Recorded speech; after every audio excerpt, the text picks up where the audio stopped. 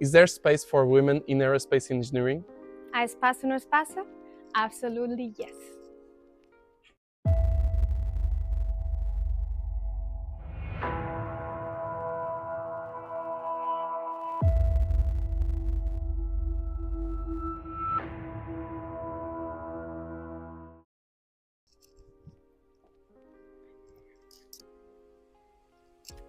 Hola, hi, my name is Andrea Jaime.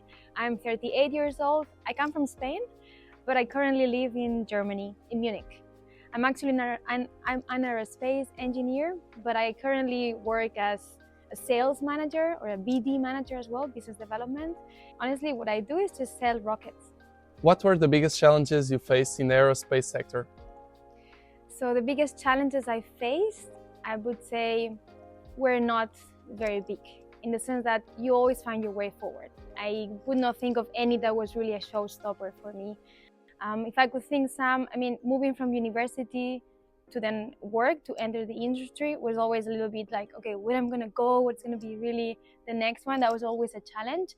But what I would recommend there is to always find your network.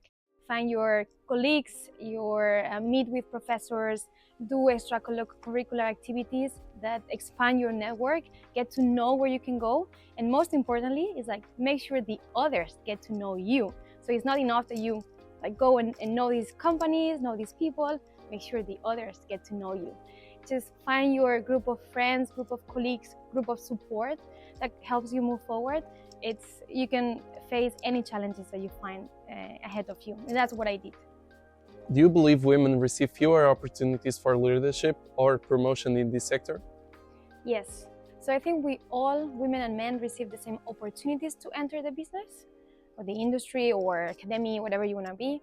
But in terms of leadership, we have less opportunities. And why? I think it's because still today, the leadership skills or qualities are still associated to male qualities. Like this alpha male is always associated to be the leader, but it's changing. Now I think women have more qualities like caring or sympathy, empathy, and these are qualities like the new leadership styles that you also find in industry, in academy.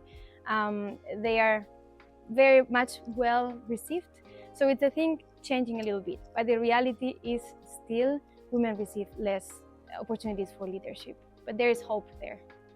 Do you think the lack of female representation discourages other women from entering this field? Definitely, yes. This is something that I really believe. What is needed is more role models. Even myself, when I see some other women that they achieve things that I see myself I could also achieve, I do the reflection of myself. This person have done this, I could also do that. So I think for students, for new women that also want to enter the sector, to have these role models out there, it's very, very important. And that's why each one of us, really each one of us, needs to think that you can be a role model for the others. So always behave in a way, participate in activities that showcase what you're doing, because you never know who is sitting next to you, that for them you could be a role model. And as I said, this is super important and it's still very much missing. Yes, so please become a role model yourself. Do you believe women's participation in this sector is increasing? What can be done to accelerate this process? Yes, so thankfully and luckily, the women percentage in the sector is really increasing. I think there has been a lot done, a lot more role models that enter the sector, and now you can see them more playing a role, a meaningful role in the sector. And that's really, really good, because in the aerospace sector, you need this diversity. Really, that's what makes the sector so unique as well, in the sense that you need all types of qualities, male, female, but also all types of disciplines. Not only engineers as well. Like if there's somebody which is not an engineer here listening, it's very important as well. We need this diversity. And by having this diversity, now having also more female playing a role, also on taking decisions or making decisions on what it's looking into the future, that's super important in how we are shaping the sector. And it's very, very much needed, yes. So a bit of a hope there. It has increased and it's continued to increase, yes. What advice would you give to young women who want to pursue a career in aerospace engineering? So the advice I would give to young women that want to pursue the aerospace engineering career is to follow your passion. Really do what you like, do what you love, because only when you do that, is when you do your best. And in my case, for example, I did aerospace engineering, but now I'm not working as an engineer. So also don't be afraid or scared to change your career as you see fit for yourself. As I said, I did an aerospace engineering. Now I'm selling rockets. I developed myself in more the business development, the sales aspects, because I realized I really enjoy the technical aspects of engineering, but I was more maybe a person a bit less analytical and more people's person.